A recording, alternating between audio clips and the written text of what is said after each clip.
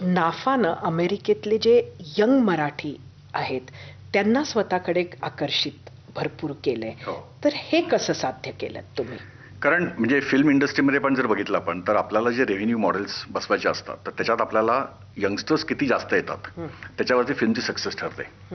जेवढे त्या फिल्मचे टॉपिक्स यंगस्टर्सपासून लांब असतात तेवढे ते फिल्म्स चालण्याची प्रॉबिलिटी कमी होते. त्यामुळे तोच आम्ही गणित अमेरिकेत पण मांडलं की आपल्याला अमेरिकेमध्ये जेव्हा एखादे काही कॉन्टेंट्स आपण तयार करतोय आणि नाफासारखे ऑर्गनायझेशन जेव्हा आपण बिल्ड करतोय त्यावेळेला जर आपल्याकडे क्रॉस सेक्शन एजचा क्रॉस सेक्शन हा जर एक 20 ते 25च्या मध्ये असेल तर आपल्याला जास्तीत जास्त सक्सेस मिळेल. तर आता आपण जर बघितलं तर मराठी मुलं किंवा मुली त्या एजचे मराठी बोलत नाहीत घरात किंवा मराठीला ते कनेक्टेड नसतात. पण तिथे आपण जर कुठले महाराष्ट्र मंडळांचे प्रोग्राम्स बघितले तर तिथला जो क्रॉस सेक्शन आहे एजचा तो साधारणतः 55 ते 65 असतो.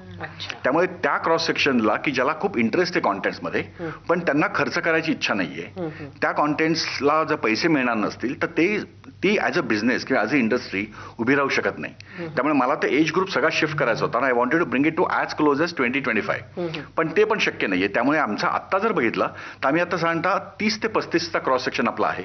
त्याच्यात बरेचसे लोक यंगस्टर्स कॅटेगरीमधले आहेत कारण आमचा नाफाचा युथ म्हणून पण एक प्रोग्राम आहे एक विंग आहे की जेणेकरून आम्ही तिथे खूप व्हर्टिकल मायक्रो ड्रामाच करतो. जो मी एक्झाम्पल दिलं which is the future of the industry is a vertical micro drama. कारण चायनामध्ये आता फिल्म बॉक्स ऑफिसचं रेव्हेन्यू कलेक्शनपेक्षा व्हर्टिकल मायक्रो ड्रामाचं कलेक्शन जास्त झालंय आणि the next destination is America. In fact इंडियामध्ये पण रॉनी स्क्रूवाला शाहरुख खान ॲज वेल ॲज यशराज फिल्म्स त्यांनी स्वतःचं 150 ते 500 कोटीचं इन्व्हेस्टमेंट करून व्हर्टिकल मायक्रो ड्रामाचं प्रोडक्शन सुरू केलेलं आहे. आणि आय थिंक त्या दृष्टीने बघताना आपल्याला यंगस्टर्स जो क्लास आहे तो आम्ही त्याला कनेक्ट करू शकतो. आणि ते केलेले कॉन्टेंट्स आता आम्हाला अमेरिकेपुरतेच मर्यादित न ठेवण्यासाठी आता नाफाचा जो OTT प्लॅटफॉर्म आहे स्ट्रीम नावाचा नाफा स्ट्रीम त्याच्या माध्यमातून आम्ही आता पूर्ण जगभर ते कॉन्टेंट आता स्ट्रीम करतो आहोत. खरं तर हे सगळं करत असताना हा एक इंटरेस्टिंग भाग आहे की जे मास्टर क्लासेस तुम्ही घेता या नाफाच्या दरम्यान त्याला किती तरुण मंडळी येते? सो नाफाच्या मास्टर क्लासेसला आणि नाफाच्या मीट अँड ग्रीट सेशन्सला प्रचंड प्रमाणात गर्दी होते आणि त्याचे खूपसे सेशन म्हणजे आता फॉर एक्झाम्पल आम्ही गेले 3 वर्ष हे मास्टर क्लासेस कंडक्ट करतो आहोत. म्हणजे अगदी दिलीप प्रभावळकर डॉक्टर जब्बार पटेल यांनी मास्टर क्लासेस घेतले आणि as recent as Amol Palekar सरांनी पण त्याचे मास्टर क्लासेस घेतले. तर असे आमचे सांगतात दर फेस्टिवलला आम्ही 12 ते 15 मास्टर क्लासेस कंडक्ट करतो. तर असे सांगतात आता जे 35-40 मास्टर क्लासेस आम्ही घेतलेले आहेत त्याला लोक प्रचंड गर्दी करतात. पण मास्टर क्लास हा फॉर्म आम्हाला छोट्या क्लासरूममध्ये आम्ही रन करतो आणि की जिथे सांगतात 150 लोक तिथे येऊ शकतात.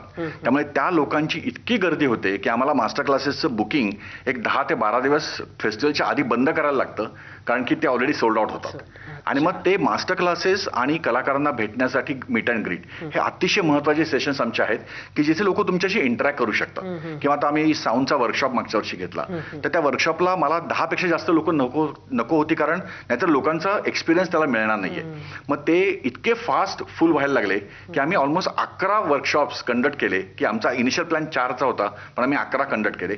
पण आम्ही मेंटेन केलं की तिथे 10 लोकांनी यावं त्यामुळे तिथलं जे सगळं टेक्नॉलॉजी इन्फ्रास्ट्रक्चर आहे ते लोकांना नीट वापरता येईल आणि त्यातनं ती खरी गंमत लोकांना कळेल की आपला आवाज त्या कार्टूनला ॲनिमेटेड कॅरेक्टरला कसा छान वाटतोय.